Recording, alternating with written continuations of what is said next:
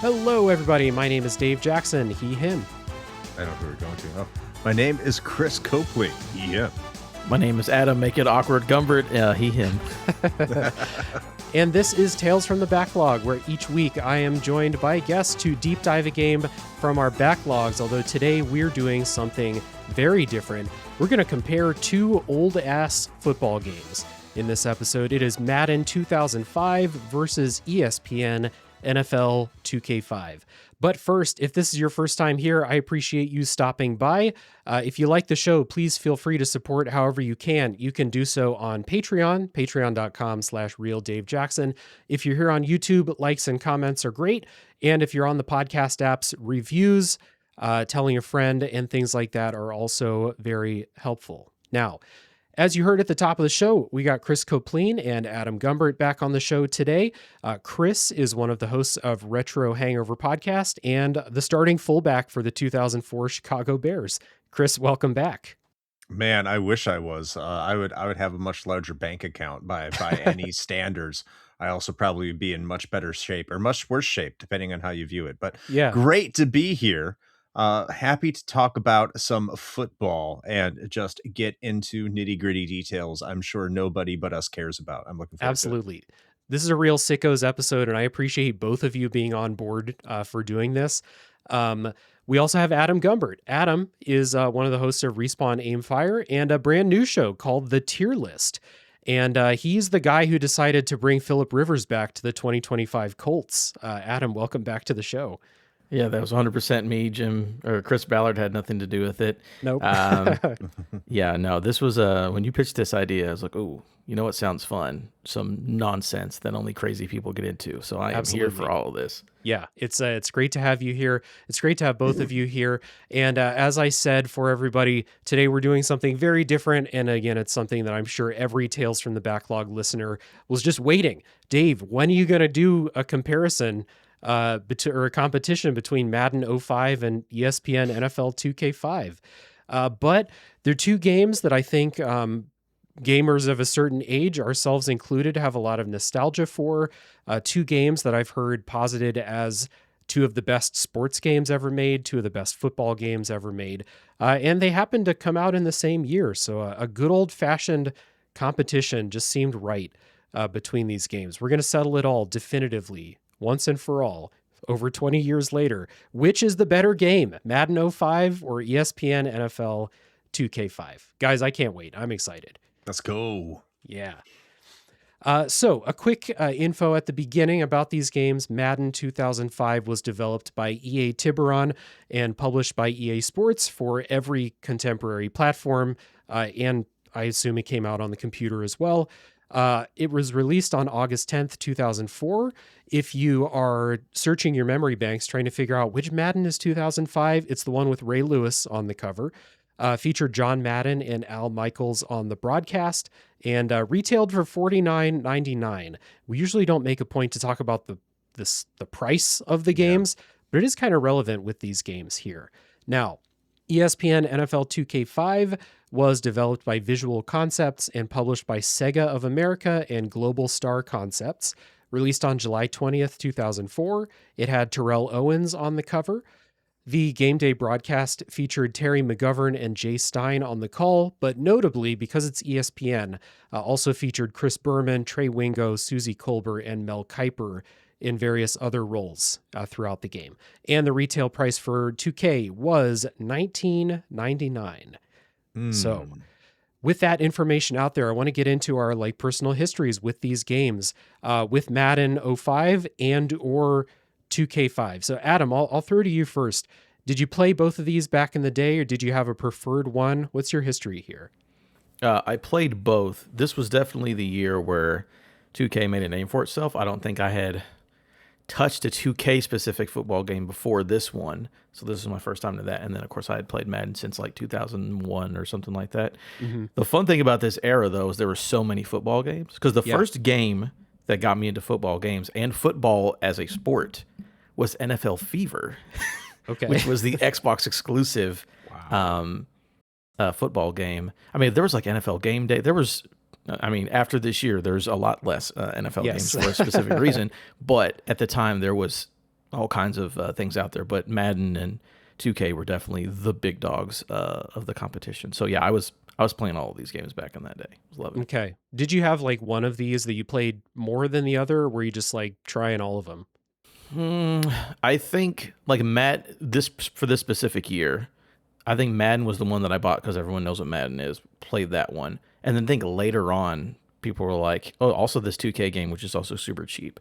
So once I was done with Madden, probably like a week 12 of the season, which back then was the end of the season, people. I probably switched over to 2K just to have something different, and then just played that for the rest of the year. So It was a very much a juggle act between these two. Right on. Gotcha. And Chris, how about you? So like I have no idea. It's funny that I say that. 2004 was kind of a weird time in my life. Not like a sad, depressing story here. It's just I had joined the military in late 2003, and when you join the military, you have like absolutely nothing except your name and a barracks room where good luck if you can put a TV in there, because like you really don't have the money to get that. And also, I mean, staying in your room wasn't exactly a popular thing to do back in the early 2000s. You were actually encouraged to go outside and do things. It was a much different time. So like it wasn't a priority, but I do know that I had a PlayStation 2. I just don't know what kind of games I was playing on it. And the only reason I knew I played Madden at all is because when I booted it up, a song started playing, and instantly I was like, oh yeah. I remember playing this to a sports game. Now, it could have been a hockey game for all I remember, but I was like, yeah, this is definitely Madden. And then the other songs started playing and some other features we'll go into. I'm like, okay, yeah, I played this. I don't think I played it at launch. Yeah. But I do remember playing it. Now, 2K5, I don't think I played at the time. I had played the previous 2K games while they were on the Dreamcast, but I don't remember playing them once the Dreamcast was officially discontinued and they weren't on that system anymore. And one of the big reasons, I'm sure we'll talk about, I've already kind of read ahead in the notes, Dave, but there's a big reason as to why I didn't gravitate towards 2K5, and it's a gameplay reason. So yeah, a lot of weirdness going on in my life back then in terms of memories, in terms of video games, just because of the situation that and kind of how life was dictating itself. And plus, I mean, I'll be honest, kind of maybe a spoiler here, all Madden games kind of bleed together after this point. They all kind of just kind of become one amalgamous football glob, because a lot of features carry over or go away.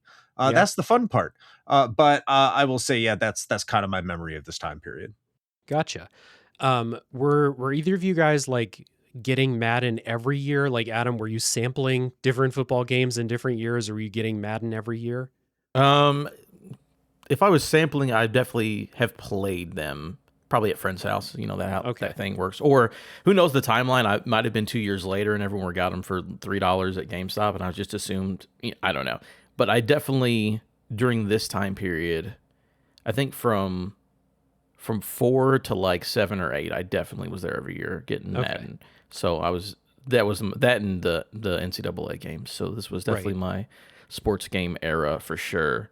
But again, sampling them all at my friend Logan's house up the street. I'm like, what is NFL Game Day? I don't know why you're playing this video game with Tom Brady on the cover, but I guess we'll try this one out. So yeah, no, I was at this time specifically. Yeah, I was doing the yearly entry thing. Sweet. Chris, how about you? I was not buying them at launch because I was buying NCAA at launch. Right. I actually would go to midnight launches for NCAA, and I would pick up the Madden game later, but I would buy them every year, for once again a reason we'll talk about later, I'm sure. Yeah.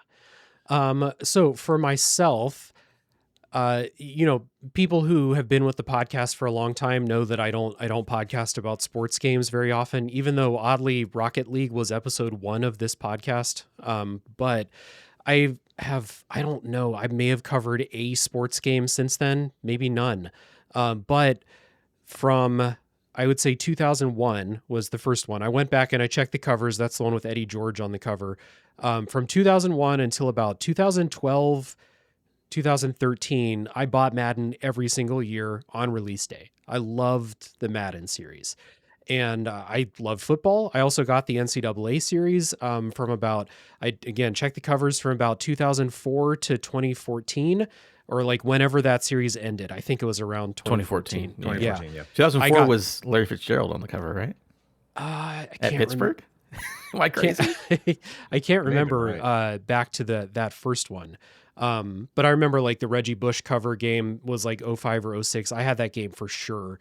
And yeah, I bought NCAA every year during that period, and then I bought Madden every year during that period. So there was like that big overlap where I would play NCAA a couple years of the Dynasty mode. I would type in all the player names, and then later on I would download them over the internet. But like those first couple years, I spent an entire afternoon typing in the Ohio State football rosters names. Oh, hell, that's dedication. I to the point where I considered buying one of those keyboard attachments for the Xbox 360 controller. Didn't do it, but eventually you could download them. Anyway, point being, I was the yearly sports game guy for a really long time, throughout the 2000s and, a couple years into the 2010s. And for a long time, I've kind of thought back on Madden 05 as the last really good Madden game. I've long held the opinion that since the move to HD on the Xbox 360, Madden 06 was the first one on the 360. Since the move to that, Madden has gotten worse as they tried to become more realistic. The game has gotten worse, in my opinion. So that's my history with Madden. I was there for a really long time. Every now and then, because like sometimes back when I had Game Pass, they would put Madden on Game Pass, or like Game Pass had a deal with EA or some shit. Yeah. And I would like download the newest Madden game after the season was over because I could do it for free. And I'll try it, and it's a UI and microtransaction nightmare, and I just don't like it anymore. With 2K, I played this over at a friend's house a bunch of times because they had it. And, when we go to their house, we would play that instead of playing Madden like we would play at my house, I guess. But I never bought it. I never bought this for myself, even though I had an Xbox at the time. I could have had it. I don't know, maybe 2 football games was not what I was interested in or wasn't going to happen. I was a Madden guy. So that's my history with the 2 games. Quite extensive with Madden, although I did play 2K sometimes back in the day. And just for a little bit of fun context, maybe we'll bring some of these players up throughout the rest of the discussion. I am a Cleveland Browns fan, so all this time playing these Madden games, especially in like the mid 2000s or 2010, something like that. The Madden games were like the only time I could experience the Browns being good. The Browns were absolute dookie that entire period. They made the playoffs in 2002, and then they had a good season in 2007, and that's about it until Baker Mayfield arrived. That's about it. That's all we got. So how about you guys? I know the answer, but tell the audience who's your favorite team, and what was real football fandom like for you around this era? Do you want to start? Because my story is the most uplifting one. I don't know if yours. So my team is the Chicago Bears, and this was right around the time I'd actually kind of in 2004, especially. This was right around the time I started reconnecting with being a hometown fan, because I was away from home for the first time. And it was like, well, cheering for these other teams I grew up cheering for doesn't make sense. So when I was a kid, I owned from the first football team I remember being a fan of, I think, was the Carolina Panthers. Because I was a rebellious kid, my parents were Green Bay Packer fans. I didn't really care about football. I just didn't want to be a fan of whatever they were a fan of, because why? Then I moved from the Carolina Panthers to the Denver Broncos, and then my high school was called the Raiders, so I was like, okay, I'm going to be a Raiders fan. All those teams were good during all those times, as like a kid might gravitate towards it. Yeah, that helps. Yeah, it all helps. But then I was like, okay, I'm gonna be a Bears fan. I need to reconnect with my roots, and I'm gonna get in with that. And the fun thing is, during that time period, me and a friend, we were under the age of 21, but we would also always go to the local Buffalo Wild Wings, go in the back where you could smoke cigarettes on a tiny little tube TV that they just stuck in a corner, and we would just smoke the entire time while the waitresses that we were hitting on fed us beers. I tried asking one of them out. They never went. It's always a complete failure. But they did feed us beers, so there was an advantage to that. We never got in trouble. I play pool in that Buffalo Wild Wings. Now it's not longer a Buffalo Wild Wings, so different location, but still hanging out at that exact location. But in terms of football, there was a lot of ups and downs for the Bears. The defense was incredible. The special teams was incredible. This is before Devin Hester kind of took over the NFL by storm with his incredible special teams skills. All the seeds were there because if football fans remember, during the 2006-2007 season, they made it to the Super Bowl. So like there was a lot of talent. There was a lot of talent on that team. It's just that Lovie Smith, who I think is a great defensive minded coach, great special teams coach, I think overall really good head coach, just did not know how to coach offense. He didn't know how to get the team around one specific quarterback. You're talking about Rex Grossman being in and out and him standing behind him when like you had Kyle Orton going like 12-3 or 14-2 or whatever Kyle Orton did. And then after he left the Bears was just like a brilliant quarterback, no matter what he did. Craig Krenzel is on the roster for this, by the way, Dave. He was, yeah. I remember Craig Krenzel's like first NFL snap. He threw a really long pass, it like either a touchdown or like a 50-yard pass. And everyone was like, Craig fucking Krenzel, he's doing it. And then he was like never heard from again. He got injured. And then, he was gone because he didn't like put up any real offense, but he won a lot. He won more than Rex Grossman did. And then Rex Grossman was back in because he was like a pick. So it was a lot of up and downs, but we went to the Super Bowl. And then after that Super Bowl, that team just utterly fell apart. So that's kind of where my mind was at during that time. The Bears have always been disappointing. They aren't this season at the time of recording. They have peaks and then they have deep valleys. So that's the life of a Bears fan. Yeah, I forgot to say, this episode's going to come out the week before the Super Bowl, so I assume that it's Bears versus Browns coming up in the Super Bowl. Well, we know it's not the Browns. Do we know that? We're still holding out hope. Yes, we do.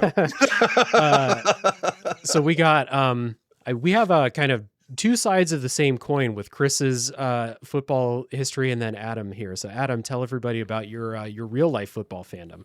Yeah, so that, again, does go own video games. I owned an original Xbox, and the football game I got there first was NFL Fever. It's like 2002 or whatever. There's only like 4 of those video games. But I grew up in Indiana, born in Fort Wayne, Indiana. I'm like, oh, there's this. I was first getting into the sport. I'm like, okay, what's my team? Well, obviously it's the hometown because I was living in Indianapolis. All right, the hometown team. And this guy is on the cover of NFL Fever. He's on my team. Whoa, this is perfect. Now I can actually get into the sport. There's a local guy. I guess he's famous. And obviously that man is Peyton Manning. So the first time I got into football, I think Peyton Manning was in like his 3rd year in the NFL. So I got to enjoy a lot of fun times watching Peyton Manning do his thing. I don't like Tom Brady that much, but that's fine. But so yeah, him being on the cover of the game was awesome. This is my team now. And then getting to enjoy some of the best offense of football of the time period was a ton of fun. So I've only ever had fun as a football fan, really. It must be nice. For most of it. Look, I didn't know. I just like, what's the hometown team? Oh, it's the one who's got the Hall of Fame quarterback in his 3rd year in the NFL. Again, talking about 2006-2007 season. It ended bad for y'all. It ended good for me. Let me tell you. Yeah. Colts winning the Super Bowl when I was 16 years old, 17 years old, watching the Super Bowl win. Oh man, that rainy day in Miami, I was having a good time. So it's been very fun, especially during this time period, especially playing the video games, because all of this about is like, how many points can I score in this video game? And just having Peyton Manning sling that rock around to Marvin Harrison and Reggie Wayne. Again, we're talking about these games, that Dallas Clark is like a rookie and he's like 2nd string. And I'm like, oh, that guy's an all-timer. Like Bob Sanders is 2nd string because he's his rookie year. And it's just like, man, this is a fun team. So yeah, it was very fun for me through Peyton Manning, through Andrew Luck. It's been less fun the last couple of years, but yeah, for every Peyton, you are still owed by the universe like 15 seasons of bad quarterback play and 45-year-old Phillip Rivers. I hope he comes back next year because you deserve it. We've got about 7 years of just who's left on the at the bottom of the free agent pile. Oh, that 40-year-old quarterback. Let's go get Matt Ryan in his last year. Okay, all right, guys, good idea. Let's not draft a quarterback ever. So Cleveland Browns in this era, if this specific year, 2004, the 2005 games we're talking about, this was the year that Jeff Garcia was the Browns starting quarterback. That season started with a lot of promise. Signed Jeff Garcia, drafted Kellen Winslow. We know how that ended up, poorly in basically all areas. But there was a lot of hype and excitement for that year. They just made the playoffs a few years before. I think Butch Davis was still the coach. And that season was a disaster. And then it continued to be a disaster in Cleveland. One nice year with Derek Anderson in 2007. And then basically dog shit until they won one game in 2 seasons with Hugh Jackson as the coach. And basically until Baker Mayfield and Kevin Stefanski. So, and as of today, neither of them are associated with the Browns anymore. So back to fun times in Cleveland. Oh yeah, Stefanski got fired today. Yeah. I got a quick question for you though. Yeah. Because I grew up in Indiana, grew up in Indianapolis for part of that. As about a middle school, maybe elementary, middle school, I don't remember, I'm too old. I moved to Lexington, Kentucky. So Tim Couch played at the University of Kentucky. Was Tim Couch good during his Browns time? Because that was before I was paying attention to football, but he is a Kentucky guy. So yeah, Tim Couch, to me, was a classic case of a guy with talent who had the world's worst offensive line, and so he was pretty much doomed when he was playing for Cleveland. He had some nice games, but he had several years where he got hurt and the backup came in and played better. So I don't think people were super excited or super sad to see him leave Cleveland. And there was a really bad time when he got hurt and the Cleveland fans cheered because Cleveland fans are known for being classy at football games. Very passionate people. Yeah. Real Derek Carr situation sounds like. Yeah, exactly. Yeah. Yeah. Or David Carr? David Carr with the Texans. Yeah. So these football games, as you can tell, me and Chris were talking before recording. This is just an era of our memories that is we remember a lot about football at the time. I'm a little bit less plugged in now, as I've made the conscious decision. I'm not going to let the Browns ruin, 16 Sundays a year or 17 Sundays a year. I'm a little less plugged into the NFL right now, but back now, this was the time. This was peak of my NFL fandom, 2004, 2005, stuff like that. So this matchup in today's episode between these two games, here's how it's going to go. We're going to do this King of Games style. For anyone who's familiar with the Retro Hangover podcast, you know about the King of Games. The 1999 tournament just ended as we're recording this. We crowned a King of Games for 1999, and a new one is in the works. So keep your eyes on Retro Hangover for that new tournament. We have a new year, and we're going to do the same kind of format today. We've got 3 categories today. We're going to pit these games against each other in the categories of gameplay, game day presentation, extra game modes. Those are the 3 categories. And then at the end, we'll pick a winner. We will vote which of these games is better, ESPN NFL 2K5 or Madden 2005. So after this music break, we will dive into the first category, which is probably the most important one. That is the gameplay.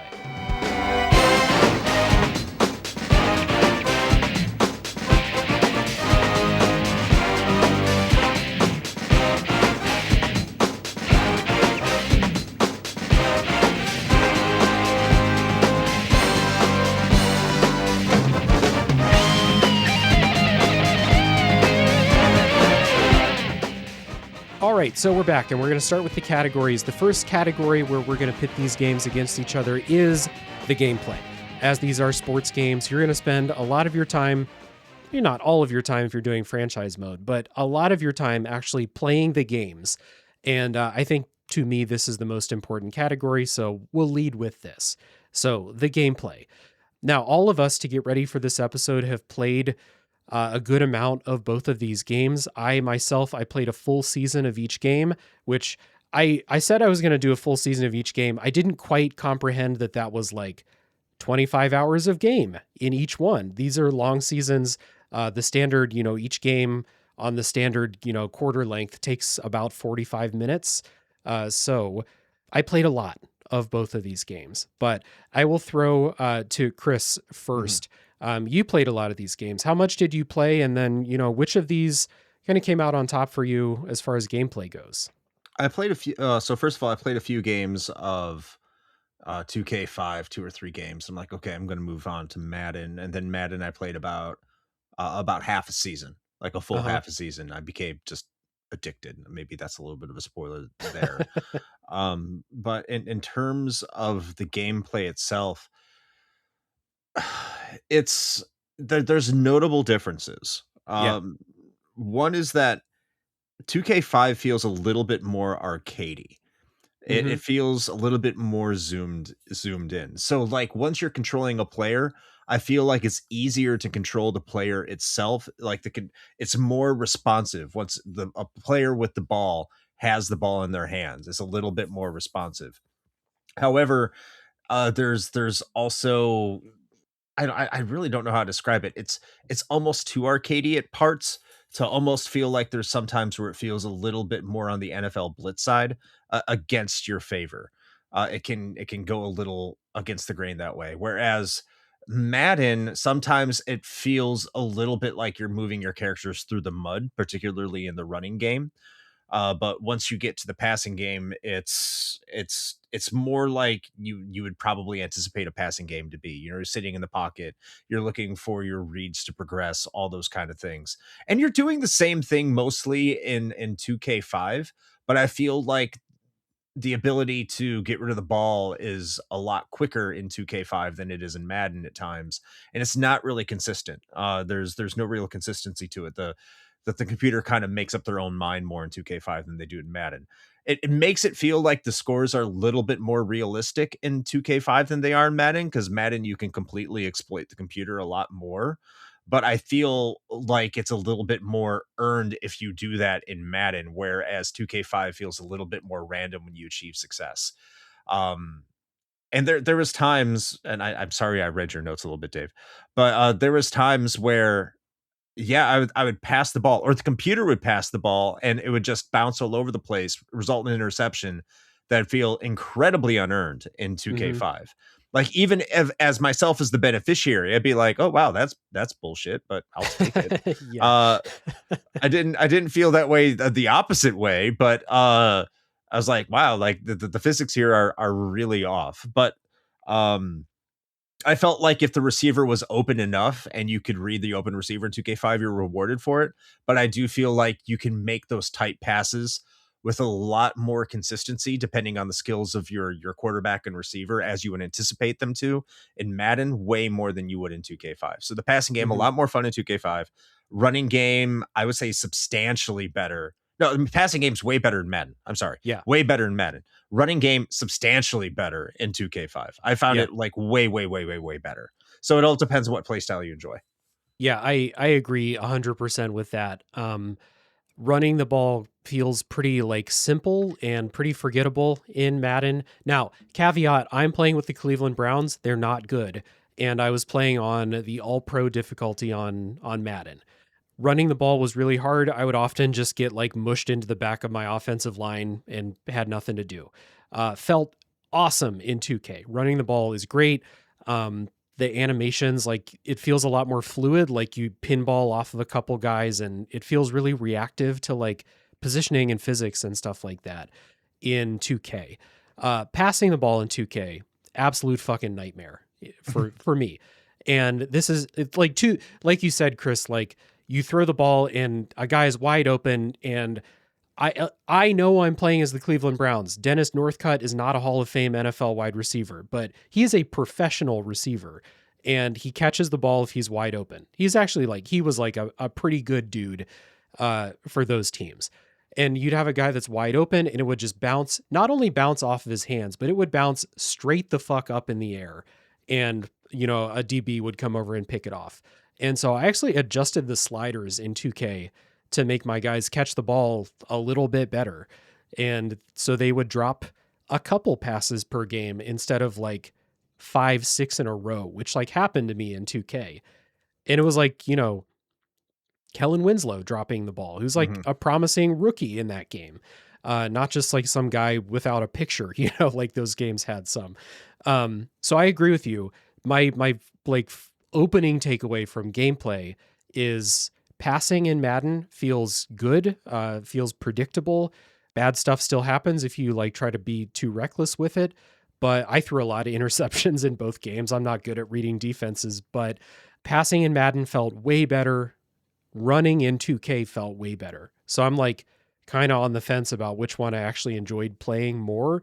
I adjusted my play style in both games. I threw the ball more in Madden and I ran the ball a lot more in 2K. Adam, how about you? Yeah, kind of echoing that.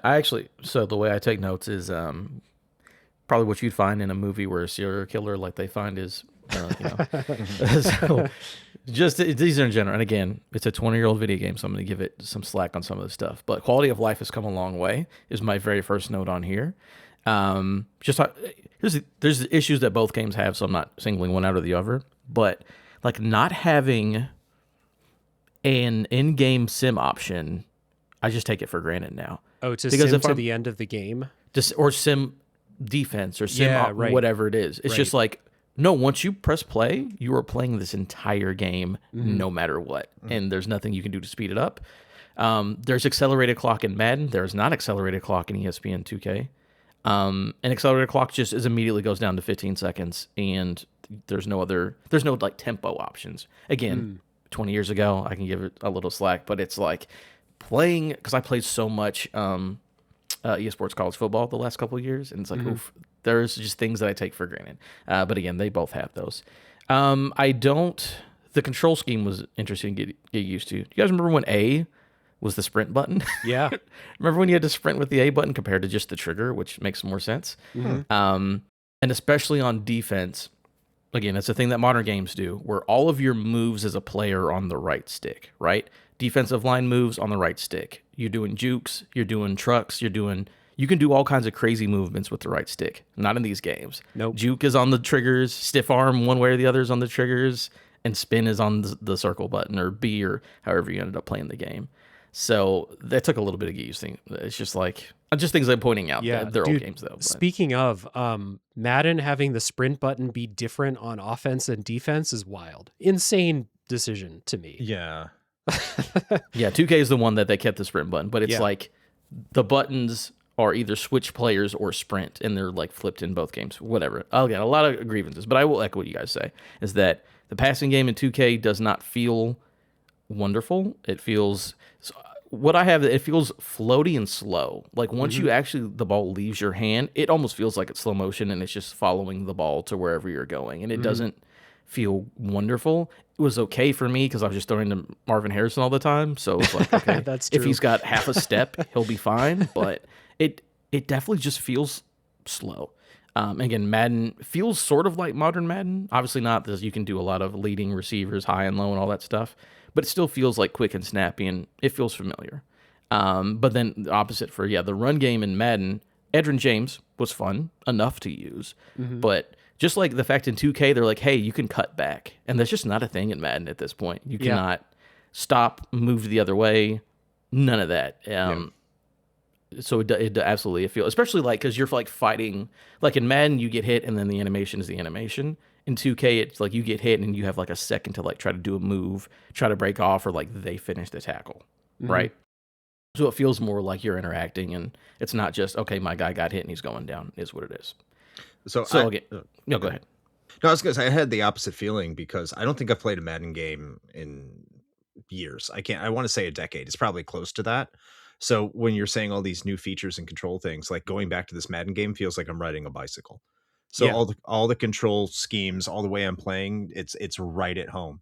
My problem became playing 2K5 and that the controls feeling just different because they do have different control schemes. There's little things. They're similar, but they're different. So when I'm trying to adjust, shift my line and shift my linebackers, if I try to do the same thing in 2K5, I'm going to get a wildly different result that I probably don't want, or calling a hot route. Is that necessarily a knock against 2K? I don't think so. It's just that Madden was consistent for so long, and that's the game I played. that going to 2K5, trying to re-engineer my mind in order to play that became frustrating. It's not that game's fault. It's just I know what I know, and I know how to play the games the way I played them. So like adjusting was just annoying. And this was in like, we were already in an era where both of these games had a lot of stuff that you can do, like pre-snap, adjusting, you can do audibles, hot routes, you can move your line left and right, linebackers left and right. There's a lot of stuff that you can do. And so like, I definitely felt that when switching between the games, because I would switch back and forth probably too often. I would lose like that kind of stuff. And it's not like, I would lose the game because I was, not able to shift my defensive line when I wanted to or something. But having the different control schemes is, I guess it's uniquely tough for us trying to do this specific thing, like play both of the games at the same time. Question for you. We talked a lot about offense, but since Adam noted you can't skip defense in these games, what do you guys do on defense? Who do you control? Now, this is my biggest thing that I wanted to point out. Okay. Again, we've talked about passing games feel good in this game, running games feel good in this game. Defense in this feels similar. So again, I like playing defensive line, especially when you have Dwight Freeney. You just hit that spin move and it works a lot of the time. Everything Adam says is like, okay, this specific part of football, well, I had a Hall of Famer, so I'm playing as the Hall of Famer. It was good.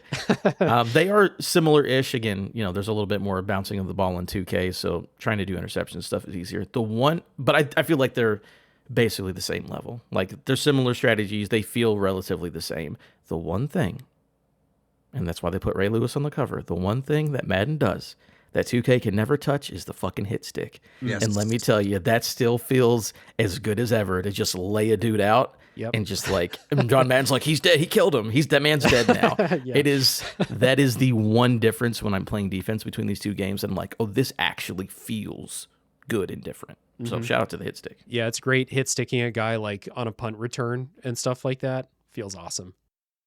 I would echo a lot of what he's saying. And just in general, tackling feels better in Madden.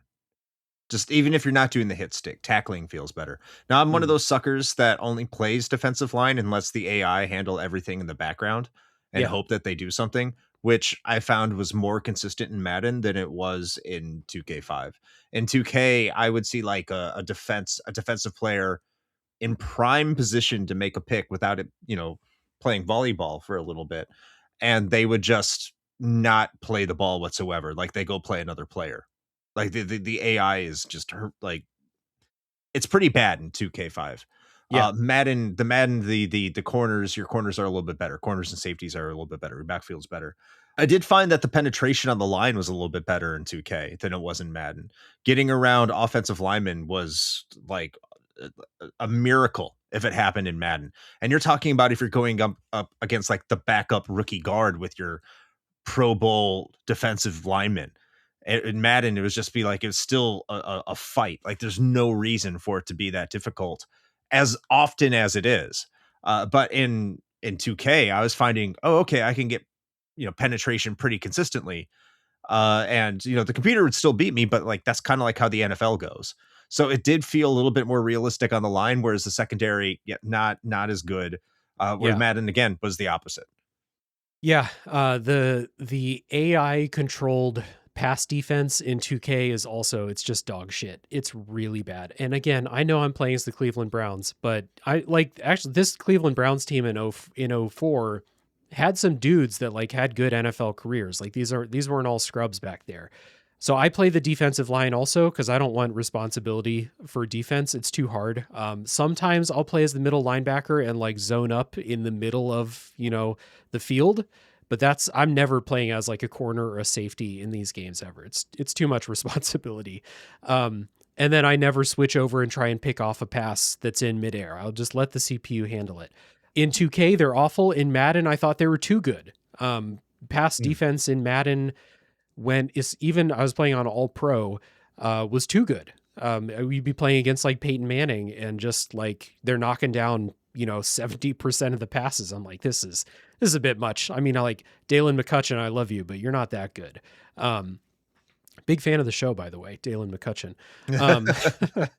So yeah, it's tough. It's really tough. Both of these games have like really clear strengths over the other. And one thing that I think is pretty tough, I want to get your guys' take on this, is the difficulty. I don't know if you had this, but like I felt like I would have games in both 2K and in Madden where I'd be playing against the CPU and it would just have determined you are not winning this game. The CPU is going to beat you. They're going to complete every pass. They're going to intercept you any close pass. Your offensive line is going to be dog shit. Your receivers are going to drop everything. You are not going to win. And I understand, like, yeah, sometimes NFL teams lose. Even the good teams, they get blown out from time to time. It happens. I don't know how they could have made this feel more realistic, but like I had I had plenty of games where I would boot it up and they're just like toss bombs and it would be like double coverage. Some guy I don't remember catches it over the DBs every time. And I'm like, it's one of those games. I'm not winning. And I would lose like 31-3. And, you know, it feels bad when that happens. But difficulty is tough in these because the other games, like I would blow out the opponents a lot of times. This is actually a credit to 2K. I had a lot more close games in 2K than in Madden. The way that they got the close games felt bad, where it'd be like your receivers are dropping passes. The other team, like I remember a game against the Eagles where like they would just throw it up and T.O. would go catch everything. And I'm like, I get it. He's T.O., but not every time, you know? And so you'd have these times where you're like, you're just not winning, Dave. I don't know if you guys had that experience.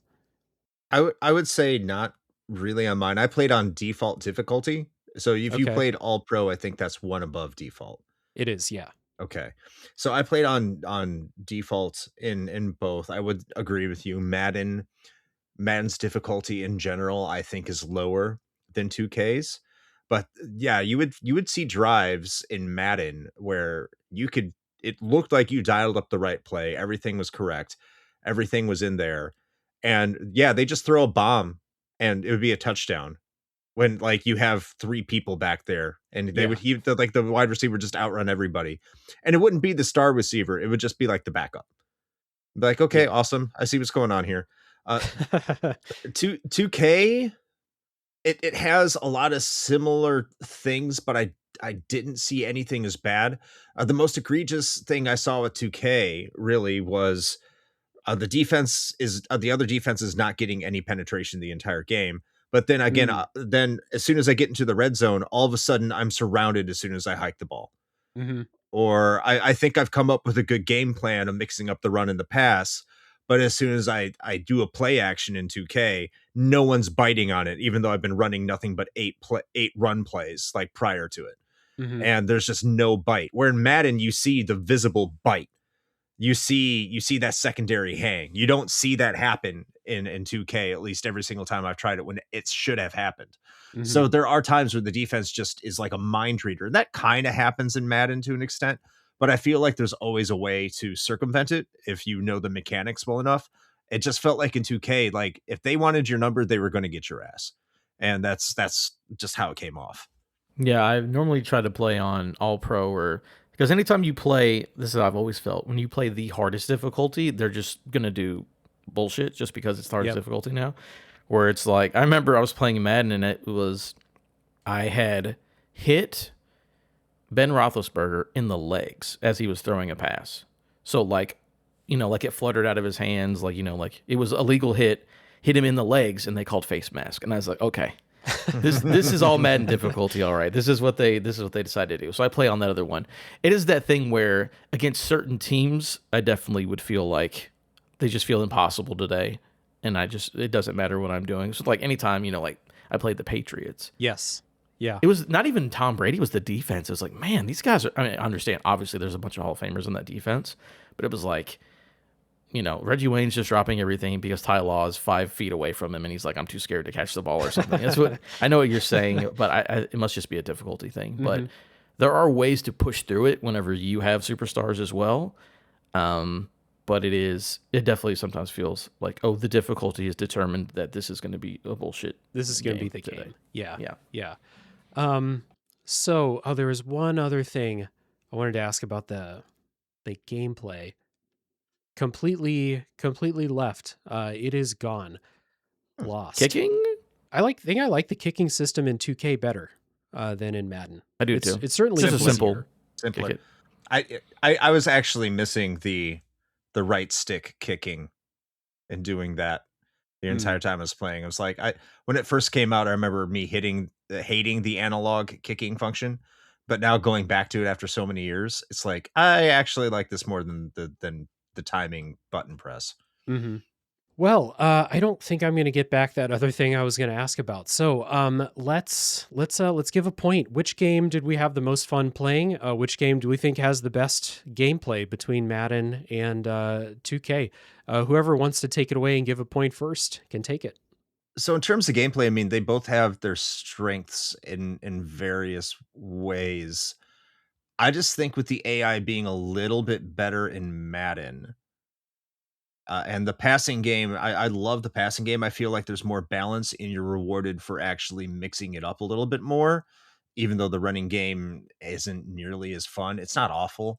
I'm going to give the slight edge to Madden in terms of gameplay here. Yeah, I'll go ahead and agree with that. I think I'm on the same page. I think 2K had like moments where I was having more fun playing it, but overall Madden is a lot more consistent to play. And this is with the benefit, 2K is getting the benefit of me adjusting the sliders. If I had not adjusted the sliders, this would be a home run win for Madden because passing in 2K was such a nightmare before I touched the sliders because guys just wouldn't catch the ball. They would legitimately catch 40% of the passes that hit them in the hands. And again, I'm playing as the Cleveland Browns. I don't expect many people to remember who Quincy Morgan is, but Quincy Morgan's a professional wide receiver. He had a long NFL career. He's not dropping 60% of balls thrown his way. So that just killed my enjoyment of the passing game.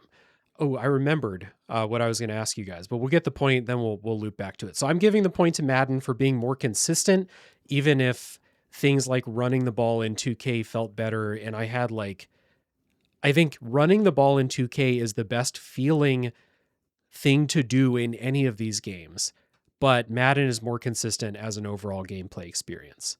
Yeah, it's going to echo the same points there where, 2K's running game feels excellent. Madden's passing game feels more complete and more, predictable. But if I'm going to go switch to the other side and switch to defense, the hit stick being the one thing that's different. Is like that feels so much better. So I'm going to give it to Madden. Just that defense is actually had something to look forward to on defense compared to not on the other side. So, all right. Well, Madden sweeps the gameplay category. The other categories, I don't know if we'll have quite as much to say. The one thing I did want to say, I did play 2 full seasons, one in each game. My season results, in case anyone was curious, in Madden, I made the playoffs, but Jeff Garcia got hurt in the last game, and so Kelly Holcomb came in the playoff game, and we lost.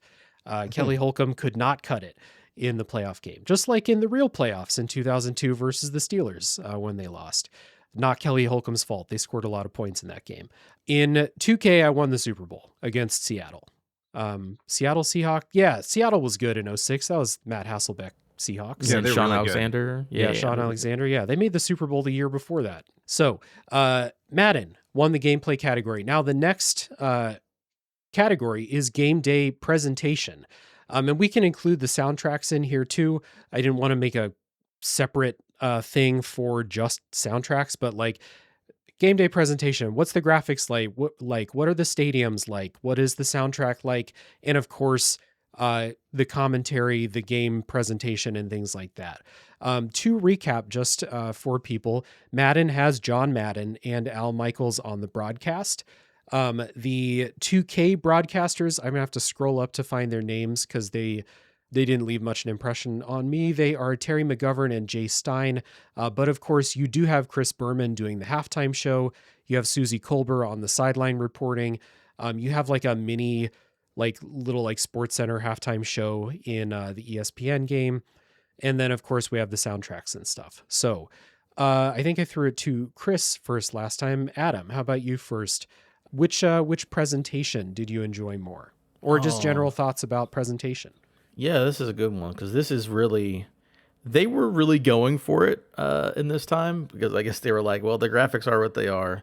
So let's just do a bunch of both these games love cheerleaders. Let me tell you, the thing I have not seen in a video game in a long time. Yeah, they know who was buying the games back then. They know what their target demo was. I wasn't mad about it. So yeah, so I'll start with one or the other. Madden obviously has the commentator team is great. I love Al Michaels, John Madden. I can hear him talk about immovable force and then whatever objects. Forever. That's wonderful. I love those guys together. Again, the other guys, I don't remember their name. So that tells you that right there. And also the soundtrack in Madden is absolutely delightful. Like you were talking, Chris, about how, like, oh, I remember this now because of the soundtrack. I'm like, oh yeah, that soundtrack is a banger. And especially because that's playing in the stadium, it's playing between plays. It's like, okay, you're reminding me that EA has money for licensing because this is absolutely wonderful. That is a memorable soundtrack. And then you go to on-field presentation stuff. Again, I like, the coaches are doing their thing, pointing around at people or whatever. 2K, I love the actual like on-field like package where it's like, okay, maybe say, you throw to, in the middle of my game, it's the Colts against the Patriots. And it's like, oh, here's the comparison of Reggie Wayne and Marvin Harrison and like how many catches they have. And it like zooms in on one of them as he's running up to the line to get ready. So it doesn't take away from me getting ready to set the ball. But it's like, oh, here's the thing that they do in real life TV where it's like, here's a zoom in on this one person. Here's what they've done up to this point, and here's whatever. And 2K would do that all the time. Like, that's super cool. They would point out, here's an interesting thing. Here's a thing to pay attention, just like a real broadcast would do. So that was super cool to see. And it's a thing that Madden doesn't really do. Like, they'd have like the cool replays where it's like the 3 boxes is like the guy gets hit with a hit stick or whatever. But I do feel like ESPN 2K went like above and beyond. Like, this is the actual presentation. Having like the sideline reports. I remember Peyton Manning got player of the game, and they're like, I'm going to do an interview with player of the game, Peyton Manning. And it's just a guy who sounds like he has a Southern drawl pretending to be Peyton Manning. So I was like, okay, I get what you guys did here. But so, yeah, they did really good on that side. Like, it feels like watching real TV. Madden less so, but again, John Madden, Al Michaels, and then the soundtrack were absolutely phenomenal. So those were 2 things to me. Is there one more thing in here before talking about the? Oh yeah, I love that 2K has these barks, right, where you'll zoom in on a player, or you'll be like right before the pre-snap, and there'll just be guys talking. And like you audibly hear the guys talking like, "Oh, I'm gonna get you, Edge." You're talking about like Edgerrin James because he tackled him last one. Like, all right, it's a little cheesy, but it's like it's fun that they put that in there. Yeah. So, but there's definitely some big pluses on both sides of this. Man, I don't remember a lot of those like personalized things, and I think it's just because they're like, we're not going to record one of these for Lee Suggs on the Cleveland Browns. So, like, the Colts have all these Hall of Famers. They're like, yeah, if we're gonna have personalized things, well, we got 6 guys on the Colts to have people record lines about. The Browns will just cut those lines before they say the names. I think I'm with you there. I think that because it's not NFL 2K5, it's ESPN NFL 2K5. Yes. And so like the game day experience is more like you're watching a game on TV in 2K. With the soundtracks, it's interesting. I love the Madden soundtrack, but this is completely not fair because this Madden soundtrack, Madden 03, 04, and 05 were like as instrumental in shaping my taste in music as anything in the entire world. Was these soundtracks and Tony Hawk Pro Skater. But those are the things. So it's like Franz Ferdinand, Green Day, Newfound Glory, Alter Bridge from the remnants of Creed on this Madden soundtrack. And it's like, yeah, I love those songs. And why do I love those songs? Because I played the shit out of Madden 05 back in 2004. That's why I love those bands and why I love those songs. So I think the soundtrack in Madden is miles above the soundtrack in 2K, but 2K could have all my other favorite bands. It still probably wouldn't stand a chance against Madden. And the 2K soundtrack, I should say, I looked it up. Nothing looked familiar, and there are very few blue links on Wikipedia. So I don't think this was a licensed soundtrack. And if it was, they did not have a big music license budget for the game. We'll say that. So yeah, it's just interesting. Like, I do agree with Adam. Game day, like in-game presentation in 2K is better, but like with like the show, like you're watching it on TV, like giving you that vibe. But Madden and Al Michaels are such an iconic football broadcast duo, and they used to have Madden and Summerall, which is like, to me, that is football commentary right there. But Madden and Al Michaels, like you can't touch that for play-by-play. So this is tough. Again, both games, they have their strengths. Chris, where are you at? I'm all over the place on this one. For many I don't know what reasons. to do over here. No, I really don't. Because I really do think they have their strengths. I agree with you on the soundtracks. EA Sports games, much like you said, Dave, are very formative in developing a lot of my taste in music during this time. I would buy albums based off of the bands that would play in these games. And what was useful is they always tell you what band and what song it was and what album it was off of. You can go get it. That was great. So in terms of the soundtracks, that's all good. Graphically, 2K5 looks a little Dreamcasty. It looks like they didn't move too far off the Dreamcast, which isn't necessarily a knock, but it definitely has that vibe. Whereas Madden feels like, yeah, this is a PS2 PS2 game. And you played these on the PS2 on your old TV, right? Yes, on a CRT. So I played it as PlayStation gods intended, right? Yeah. So like in terms of just the visual, like in terms of overall polish, Madden really kind of takes it. And I think if I put myself in a 2004 mindset though, like 2K5 is really cool. It's especially because this is ESPN at like the height of ESPN, or very close to when ESPN was just dominating everything in terms of sports, just taking over the sports world for like the next decade and a half. And having that experience in your sports game, if you were a sports nut, like this is special stuff. Getting the flavor, like it's a licensed soundtrack, but in terms of it being licensed, it's using all the music that you're getting. That's from true. ESPN. It's sorry, like, yeah, that's a great point. The soundtrack, like the music that plays is not like the licensed songs, but they got the ESPN music to play. So like, you know that shit. Yes. And so like, if you're looking back at this too, and like in the game, they're doing replays that are more in depth than what Madden is doing. You have an entire Sports Center segment that you can play prior to going into a game in franchise mode that will show you replays from other games that I think are just, I don't know if they're exact, because who knows, right? Everything's being simmed. And they're showing you these replays of what happened in these games. Like, oh, this is really cool. This is neat. Like it has a lot of flavor to it. But one of the things about it not being 2004 anymore is that this kind of feels intrusive. A little too intrusive, where every single game you're getting the same thing over and over and over again. It really kind of slows down the pace of the game. Whereas Madden is more streamlined. It's like they kind of perfected this over time. They weren't trying to pitch the whole entire just ESPN synergy because they didn't have to. I think they did later, but I can't recall. But it never was this intrusive. It was never this over the top. Now, again, back then, yeah, I think like the presentation, they really kind of nailed the overall feeling if you're looking for an ESPN TV presentation. There's no doubting that. But I would also have hiccups from time to time in terms of sound presentation, at least on the PS2 mode, where you get like Chris Berman getting done with the sentence and then he'd start another sentence, but it would cut immediately to another team, or I would see the commentators talking over each other. It felt kind of B-League. You never got that in Madden. No. Not once. It like the polish was over the top. And the Tony Bruno show, it's not the Sports Center recap, but it's the Tony Bruno show is awesome. I love it. I would just sit there and let it play sometimes and be like, I want to see what Tony Bruno has to say. Is it going to talk about my team and how I just squashed my opponents this week? Like, that's what I want to hear. That's what I live for. Tony Bruno, acknowledge me. I am here. Let's go. I love the Tony Bruno show, man.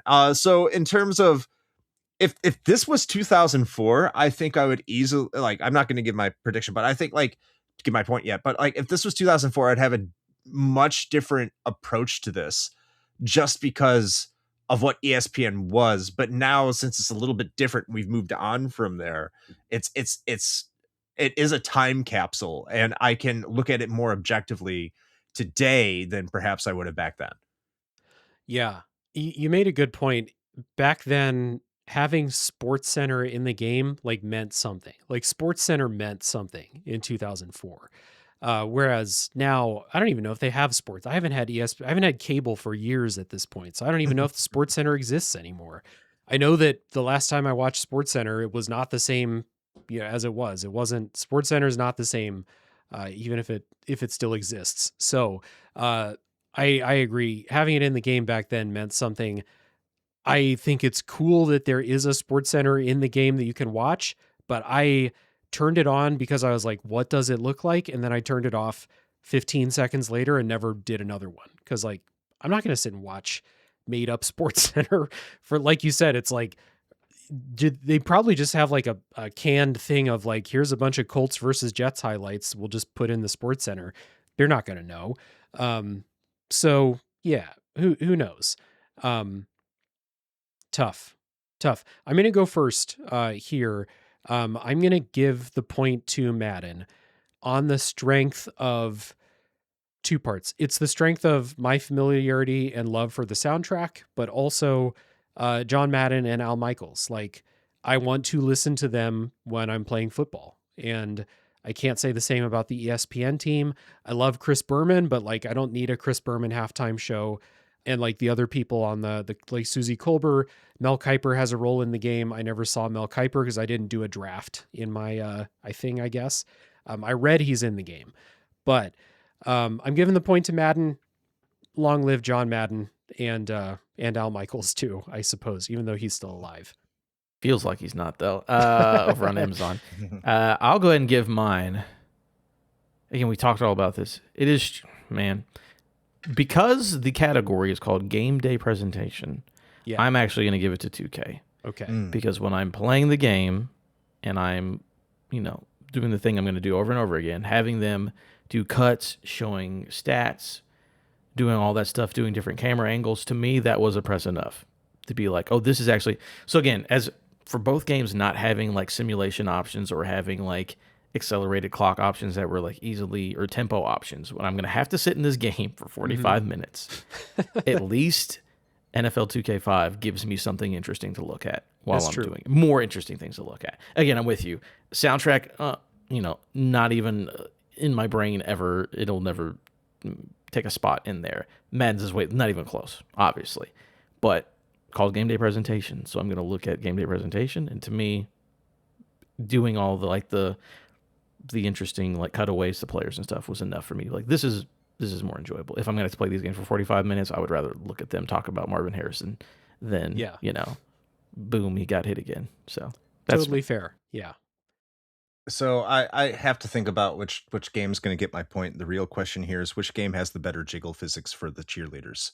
I think that's the question. They both have them. They both have them. They both have them.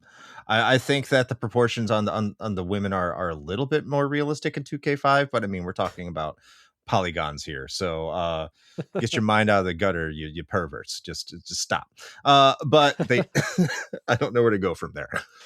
I think in terms of in-game presentation, I think Adam really hit the nail on the head. Like, when you're going through the menus and you're going through the modes and you're navigating those things, it's Madden all day long, but that's not why you're here, right? You're here for what's going on in the game. And while I do think that I'm going to completely contradict myself, while it can get intrusive and it can get annoying, Madden has a lot of those same tendencies to do. Like, you're going to hear a lot of the same sayings over and over and over again from Madden and Al Michaels, like you are going from the commentators on 2K5. And when you don't want to see replay, you kind of have to jump past it, but you can always jump past it, right? But in terms of how it's presenting itself to the player and the experience is giving to people, even though there's less polish, I'm going to give the point to where I feel like there is more heart in, and where more heart in and more like just spirited development feels like it was coming from is 2K. So I'm going to give my point to 2K in terms of in-game presentation. There we have it. I can't say I disagree with either of those. I think it's just a personal, like, I just love listening to John Madden talk while I play football. So 2K wins the presentation category, 2 points to 1. And Chris had started to mention something, those game modes. And after this music break, we'll come back with the last 2 votes.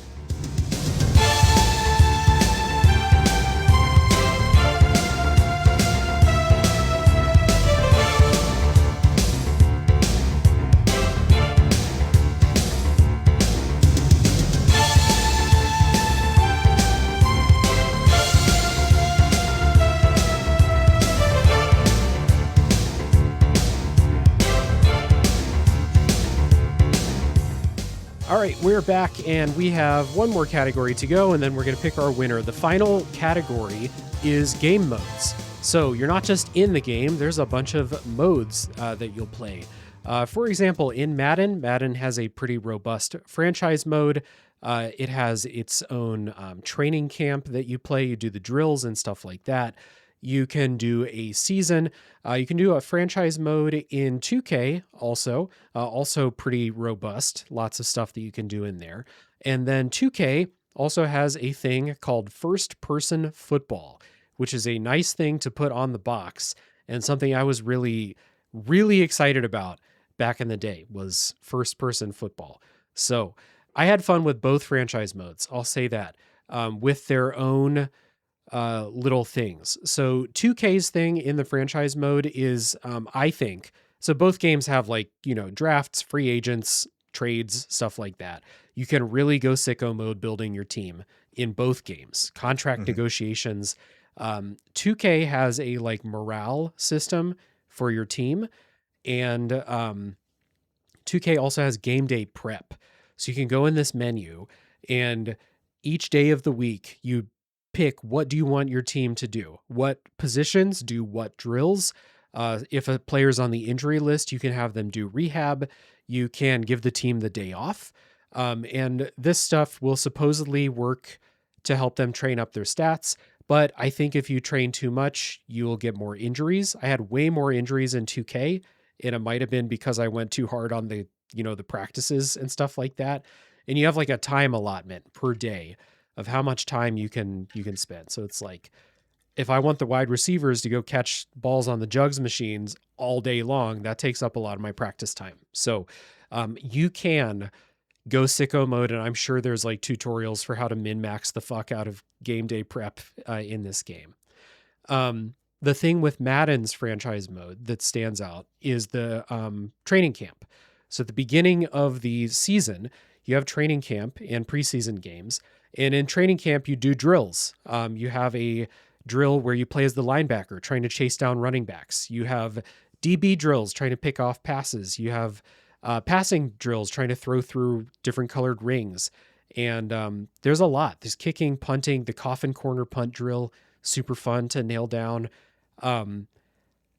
Those are the big differences in franchise mode to me. And I'll just go out and say, first-person football sounds awesome. It's absolute dog shit to play. It's legitimately unplayable. I feel bad that they spent so much time making it. It's so bad. So I'm not going to give a point yet, and I'll loop back with more thoughts as we go. But what are your guys' thoughts on game modes? I've got a couple more things that you didn't add. Yeah. Which is fine, because franchise mode is always the go-to mode, right? Yeah. These aren't necessarily modes, but these are additions to both of these games. And you tell me what we were doing in 2004, because these are both dumb and they're very fun. Uh-huh. In NFL 2K5, they have the crib. Oh, the crib, yeah. How could I forget the crib? You earn points as you play, and you have a house, and you build it out, and you can get a bigger TV, and Carmen Electra calls you to play against her profile. And it's got a trophy room and a TV room. She never called me. Carmen Electra hates the Browns, I guess. Yeah, she called me. That was the first person who called me. Like, oh, you got a celebrity. She's like, you want to play my VIP profile? I was like, absolutely not. So it's just like a weird place where, like, as you gain points and as you play the game, there's trophies and stuff. It's basically like, it's just a place for your stats and stuff to live. But they give you a house to build out and buy furniture for and mess with the jukebox and whatever. Interesting. Madden, on the other hand, has a thing. I forgot this was in the game. Madden cards. Where as you play the game, you unlock tokens and you buy card packs, or as you do certain challenges, you unlock certain cards and you can use them and claim them in the game. I never used a single one in the game, but you can apparently use them to like give you bonuses or boost or whatever. And of course, all the cheerleader cards are the ones that are super hard to unlock. But yeah, those are two extra things. The crib and Madden cards are two things that they threw in these video games in 2004. It is. They are not microtransactions yet, but not yet. This is the DNA for where both of these, where 2K Sports and where Madden went, because they're both microtransaction hell now. Y'all making me miss the NCAA games where you had to study for courses and take classes, and if you're playing the dynasty mode, suspend players for not going to school. Man, you make me miss all of that. I wish NCAA was in here too, because I think NCAA is the superior series. Anyway, I should play one of the new NCAA games and do an episode. I really want to play them. They are excellent. Let me tell you, your boy loves them. Yeah. But in terms of modes, I'll be honest. I looked into them. I have never been a person who looks at all this pregame stuff. I did for a while when I would have like players on my teams that I drafted as rookies and I wanted to develop them to be a super team. But I think this kind of stems from what I usually do in these games. Is Madden, when I say these games, is I just completely sim the first season and import my first draft class and start going to town. Okay. That's what I normally do. And this is kind of alluding to at the beginning of the episode. One of the things I love about Madden is that you can import that NCAA draft class of completely custom created characters that I would make of myself, my friends, just random stupid ass names, like have an offensive lineman whose name was Hugh Jass, and like a 99 left tackle, and just like stupid names like that, and put them in the draft. And I wouldn't, even if in Madden, if I didn't get myself as a player, like I would always end up going to the Raiders for whatever reason with the number 1 pick, because the Raiders are terrible, and they'd always end up picking the character that I created and putting them on the team. I would just watch my player like play as long as they could and wait until they were getting to free agency and try to trade for them, because the computer is stupid when it comes to trades, but they're not too stupid. So you can always try to predict which team is going to get the first pick and swap first round picks in Madden all the time. I didn't try doing that in I didn't try doing this in 2K because like I knew I wasn't going to play a full season here, and like what's the point if I'm not getting players I want to that are all made up? And I think that kind of takes away from the gameplay modes. Now, in terms of the drills, I kind of stick to certain drills, the ones I like playing the most, if I do them and I am really paying attention to them. But I do really love the drills. When it comes to 2K, yeah, it is really cool that you can get into the weeds and really get into minutia on day-to-day things. But the thing is, it takes a long time. It does. It takes a lot of time to get through it. It's really cool. It's a lot of detail that is as we said, for the sickos, but sometimes that's a little too much detail when I'm trying to get through a 16 game season in a reasonable amount of time, especially if you're advertising, 30 seasons. Look, this is a game I want to spend a lot of time on, but not all of the time on, if you know what I'm saying. So I turn that off and just like, let's just play games and let's get into it. Outside of that, like when you get into the nitty gritties, there's some cool things I wanted to say about 2K5, because I was trying to remember which game it was, because I keep on thinking I'm realizing I'm flip-flopping a lot of the things I liked about certain games back then. And you said there is the morale system. I thought that was in a Madden game, but like players get angry at you, and if you don't play them enough or you start losing, they want to leave your team. Now in Madden, this year's Madden, they'll put it in the local newspaper, which is cool. You can read local newspapers. Remember those? They were cool. They would talk about, hey, I want to get traded, or hey, why am I not starting? And then I'd be like, what I did is I took Anthony Thomas, my backup running back on the Bears. I'm like, okay, go pack sand. I'm trading you for Dallas Clark on the Indianapolis Colts and a couple of draft picks. And so I had Desmond Clark and Dallas Clark as my 2 tight ends. It was great. Nice. I had 2 D Clarks, and yeah, fun stuff like that. And I'm sure you could do the same thing in 2K5. But you know, Anthony Thomas was never pitching at me because I didn't read the newspaper in that game. So I didn't really see the morale as well. But what I did like is that you could structure your contracts differently when trying to re-sign a player. And that's really cool. That's something I thought was in a Madden game, and maybe it is later. Maybe they borrowed from it in a year or two after that. But like, I remember that being in a Madden game, and maybe I'm wrong. Maybe I was just playing a 2K game.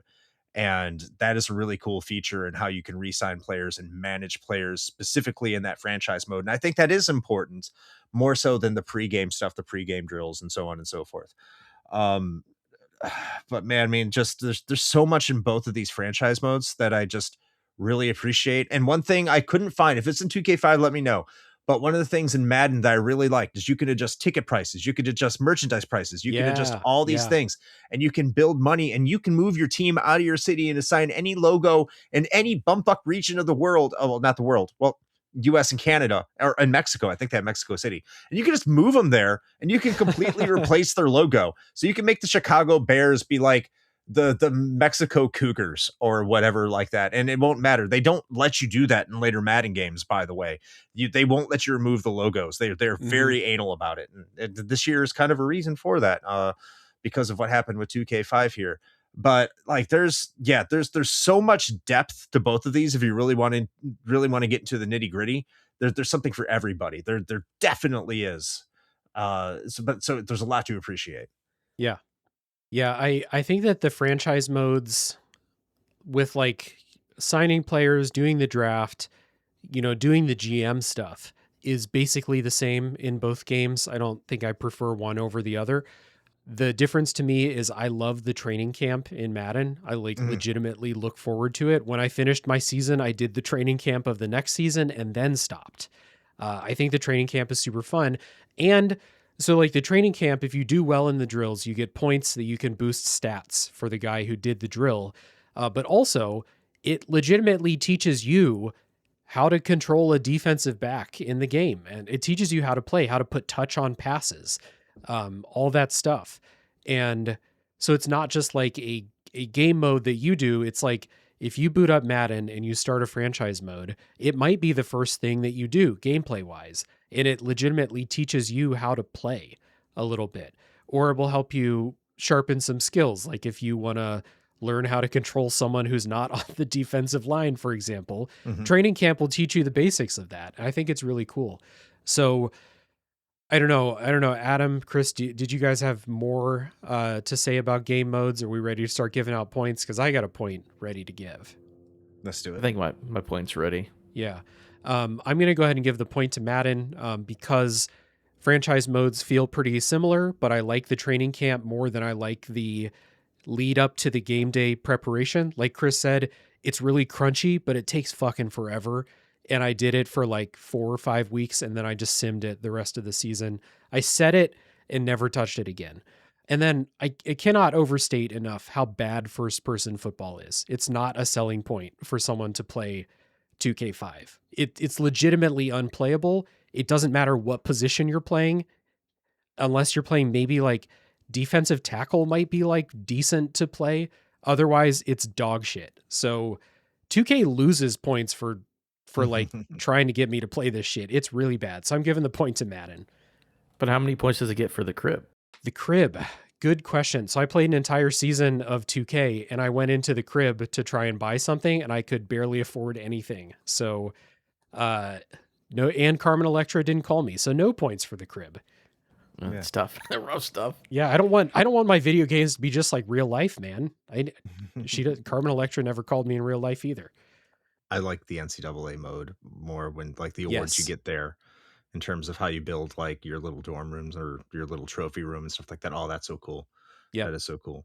My point's also going to go to Madden, and the biggest reason why is because you can import a draft class from another game. It's great. Yep. It's game changing. That is absolutely game changing. You're invested in the draft when you consider carrying over from another into the next season. Now, even if you don't have that, I think that while they're both robust, I think that Madden's, again, it goes back to polish. It's more polished and more streamlined, which I think is very important when you're going through menus. You want your menus to be swift, they be quick, and if you do have to interact with them, like be fun.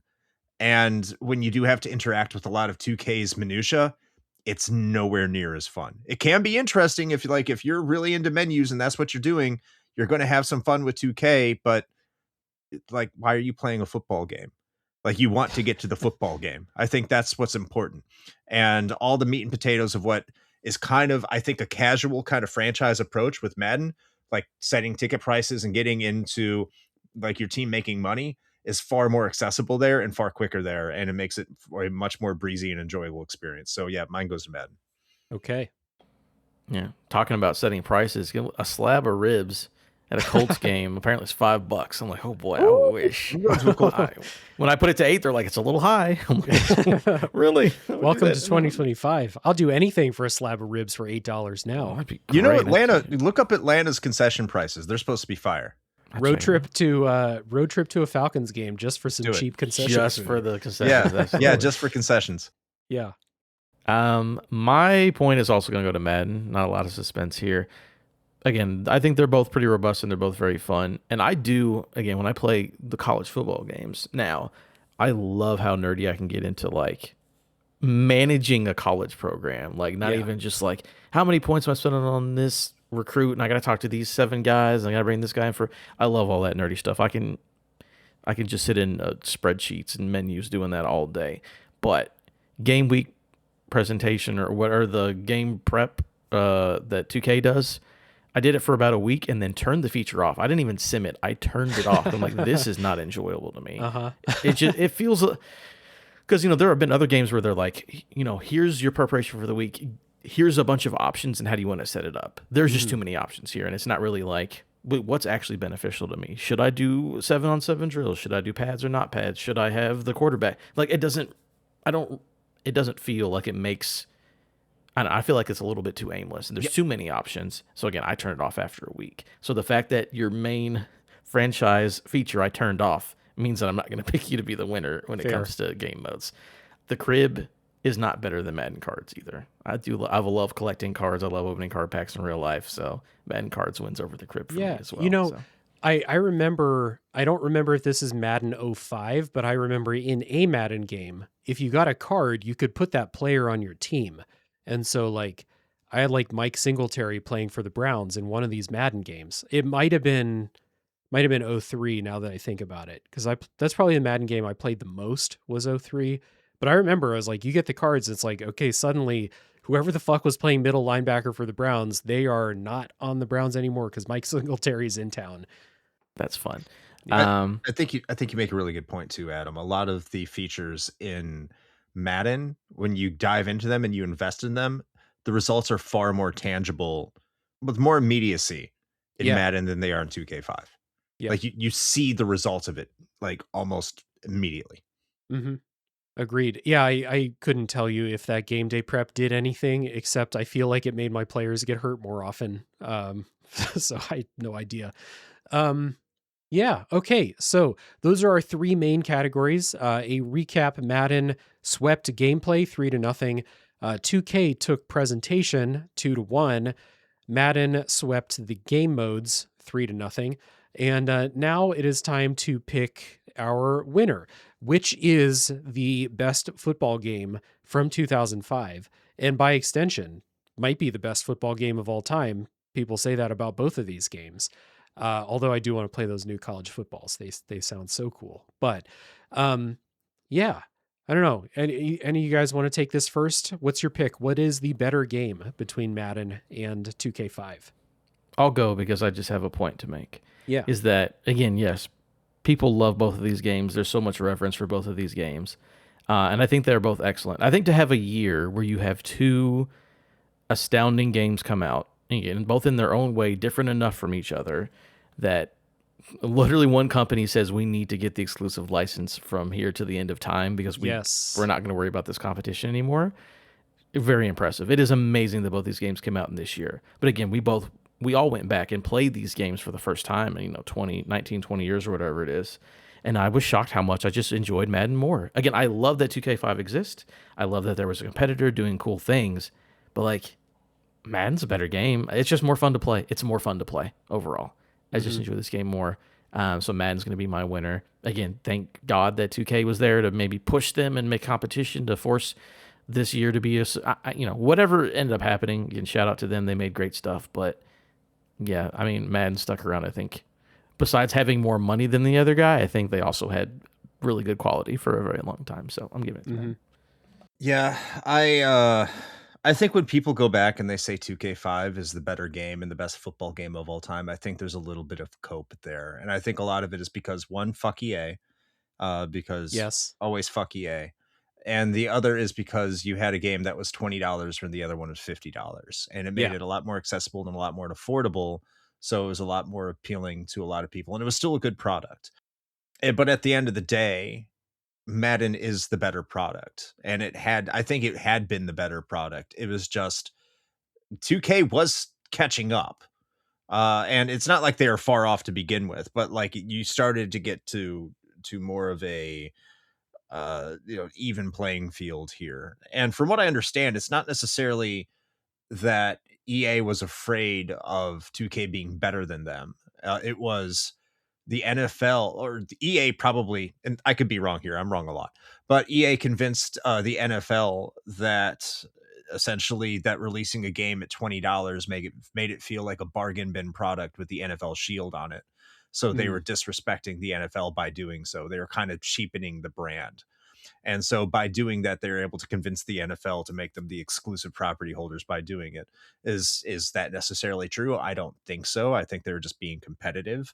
But I can see where that argument would ring true with NFL owners and the NFL as a whole, because that was the saying even today, probably protect the shield at all costs. The shield being the NFL brand.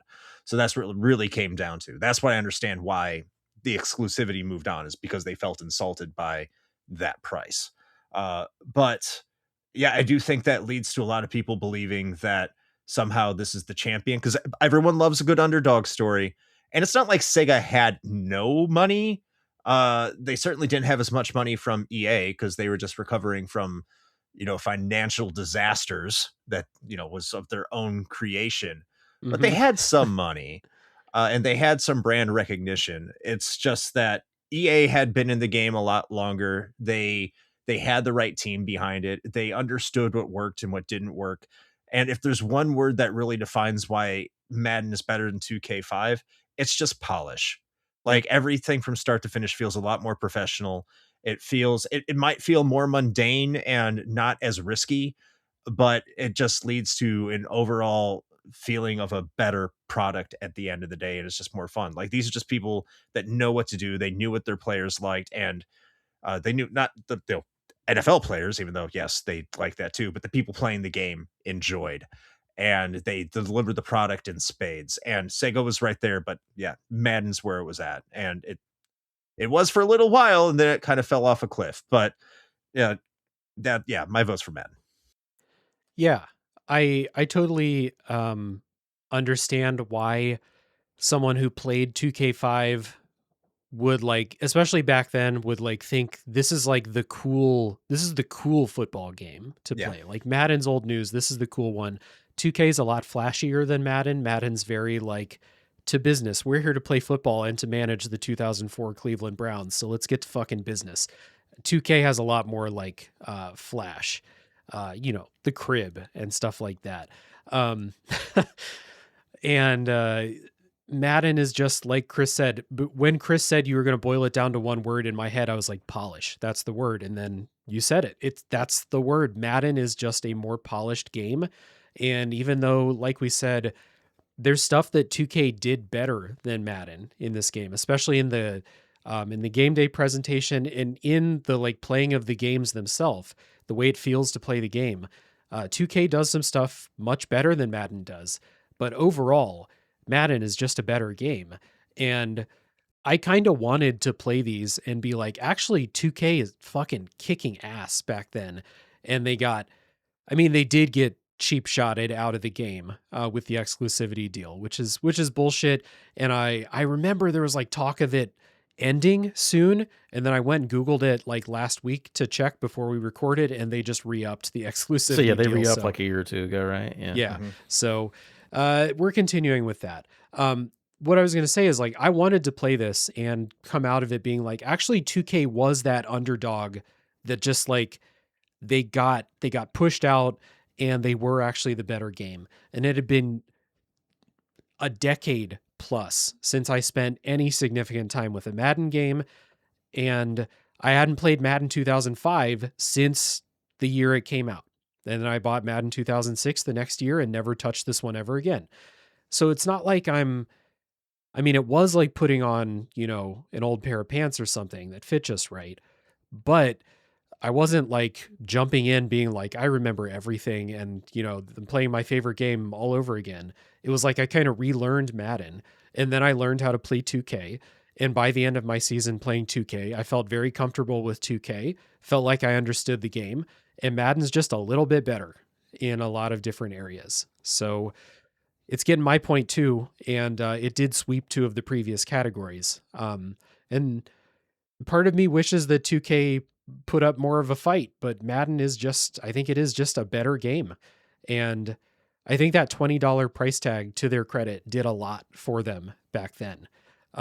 May have been part of their undoing, but it did a lot for this particular game to get it in the hands of a lot of people. And I had a lot of fun playing 2K. So it's not me saying that like 2K sucks or anything like that. I had a lot of fun playing it. Madden's just a little bit better, just a lot more polished across the board, like Chris said. So a sweep in the final decision. And we have declared for all time and eternity that Madden 2005 is the best football game from the year 2004. Tune in next week when we do the same thing with Madden 2006. And no, we're not doing that. Wouldn't this be, yeah.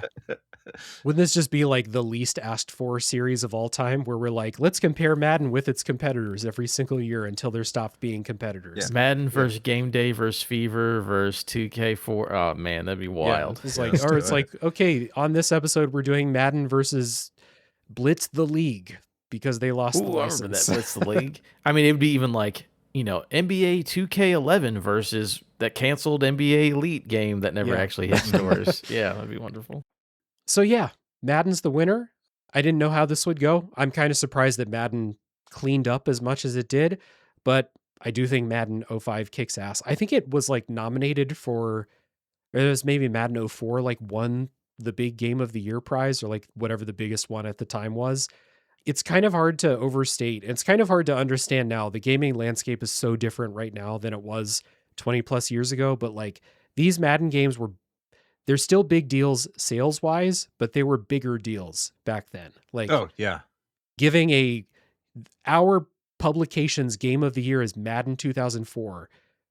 I read that when I was like researching a little bit, and I was like, yeah, I understand. Like back then, Madden 04 was a big fucking deal. So yeah, a different era, and I've had a lot of fun revisiting this with you guys. So thank you both for doing this real sicko episode again with me. Me and Adam came up with the concept, and then Chris, thank you for taking the time to play these games, and I appreciate the both of you. Well, thanks for having me on. Appreciate it. Yeah, thanks for having me on for sure. It was a ton of fun. By the way, so it was Madden 2004, the one with Mike Vick on the cover, which again, that man is a phenomenon. That won the Spike Game of the Year awards, which turns in eventually into Jeff Keighley's TGAs. That game across the board is in the like mid to lower 90s on Metacritic, by the way. Yeah. Like, yeah, these games are a big deal. Especially because I think that's when you could start using the quarterback to run. Yeah. Well, yeah, it's Mike Vick, of course. It's Mike Vick. Yeah. Yeah. So before we close out, I do want to give the both of you a chance to talk about the projects that you do. Adam, as I said at the top, Adam, you're part of Respawn Aim Fire and just launched a new podcast called The Tier List. So please tell the people about your work and where they can find it. Yeah, appreciate it. So Respawn Aim Fire is the weekly video game podcast. A lot of news, a lot of what we've been playing, also a lot of bits. I'm just calling them bits. They're not even, they're just bits. I do bits every week and make up games. It's a ton of fun. So that's a fun one over there. But the new thing that Dave Jackson is on the inaugural episode of is the Tier List of Video Game Podcast. That's on all podcasts and YouTube as well, where it's a seasonal show. And at every episode, a guest brings me a game that they want to place on our tier list, S tier down to D tier. And at the end of the season, based on where I put it, based on where the guest put it, and where the audience votes and puts it. The audience could be included. Will determine where this game ultimately ends up on the tier list. The only tier list that matters is the one that's on this show. So that's right. Dave brought me Resident Evil 4. So, when you're hearing this, the season will still be going on, but go back and listen to that and then vote on it, and we'll see where that game ends up by the end of the season. It will be an S tier, A tier, lower. I don't know. It's up to you. Good Hell stuff. yeah. The tier Sounds list, great. a video game podcast. You got to put the whole thing in there. That's right. Yeah. So yeah, Resident Evil 4 on the tier list. I won't say where it ended up, but you can find out if you go check out the show. And then I know, Adam, at the time of recording this, there will be more episodes available for people. And I know who's on those episodes, what games they're talking about.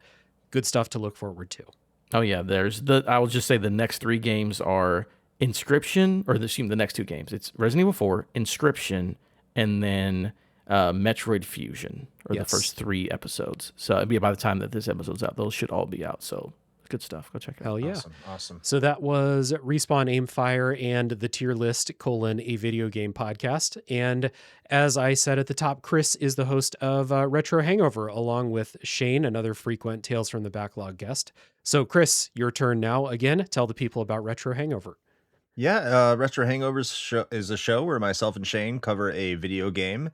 We also cover topics and people. We haven't done that in a while, so I'll just say a video game that's 10 years or older. We kind of break it down and dissect it, and then we discuss whether or not it holds up today, usually, almost always, with a guest. And on every other week, we do something called The Flight, which is a top 5 podcast where we take a topic selected by our community, and we just list our top 5s in whatever topic they choose for us. It gets interesting sometimes, like for whatever reason they selected the top 5 bangable Final Fantasy characters that we had to rank. So there's one. But yeah, go check that out. Dave's been a guest frequently over there. There's also the King of Games that goes on, where Dave is a host and is going to be a host in the next season. So if you love yourself some Dave, check out the Retro Hangover podcast. He's over there quite a bit, and you can check out all that stuff over at our link tree, which is linktr.ee/retro hangover. Find all our stuff there. I think it includes all of our socials. I'm not sure if it includes Blue Sky, but Blue Sky, just look up Retro Hangover and we're there. I don't have access to change that, so if it's not in there, yell at Shane. It's his fault. Yeah. Just in general, we can yell at Shane. He's not here to defend himself. He's not here. Exactly. I can say whatever I want. What's he going to do? Huh?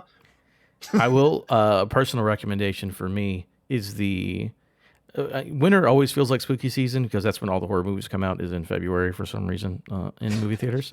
I like this last year you did Condemned in Fear as to like spooky time. I like those episodes a lot. So if you want a recommendation from this guy, because my opinion matters a lot, so go check those ones out specifically. Yeah. Oh, wow. Thank you so much. I appreciate that. Thank you. And Chris and Shane also stream.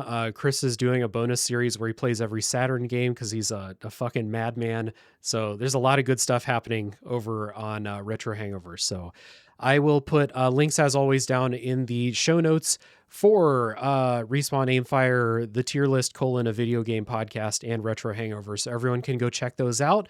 And I did most of my plugs at the top, but if you want to come in and talk about these old ass football games in my Discord server, it is a public server. Hop on in, come join the conversation, and there will be other games to talk about. But this week, I hope we can talk about some Madden and some 2K, not normally subjects of conversation in there, but that is all.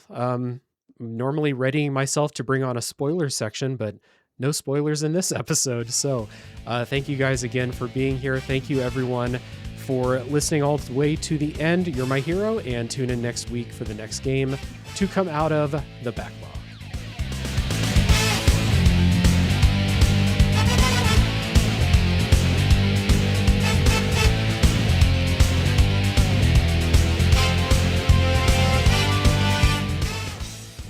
All right, thank you for listening to the much anticipated matchup between Madden 05 and ESPN NFL 2K5. And before we go, I would like to say thank you to the patrons who help support the show. As always, a big hearty thank you goes out to Chris Nelson, Zulgeek, Chris Coplien, Eric Guess, Rick Firestone, Nick Ficori, Soccer, Cupcake, Kyle, Christian S., Matt aka Stormageddon, JD, Doug Leaf, Jason Emery, Brian Skirsha, Jenny E., Marcus O'Neill, Stefan, Drellish, Rigamort, Silcanet, Levi, John E., Aliasi, Joseph Hooper, Yorkie Duval, Aaron, Squill, Alan Kress, Doug T., Retro Overdrive, One of Many Tots, Magic Crow, Tom Danks, Pieboy, Offshore Meteor, Curly Bright, Ian L., Steve Yeager, Trash Dog Actual, and many more. Thank you all for your support. It really means the world to me, and if anyone out there would like to join them, you can do so at patreon.com/realdavejackson. There should be a new poll going on, so if any new patrons want to join up and join in the voting, you can do so. That poll should be going for another few days, so be on the lookout for that. That is all. Hope you enjoyed the episode. Take care of yourselves, and I'll see you next week.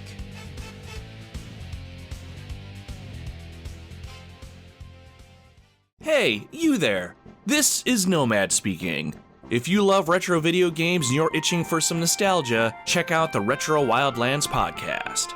In each episode, I'll use game music and sound to pull you into the gaming experience while I share my own thoughts and maybe a few memories. It's a great way to relive one of your favorite games or learn about a new one. Check out the Retro Wildlands podcast at superpodnetwork.com or wherever you listen to your podcast.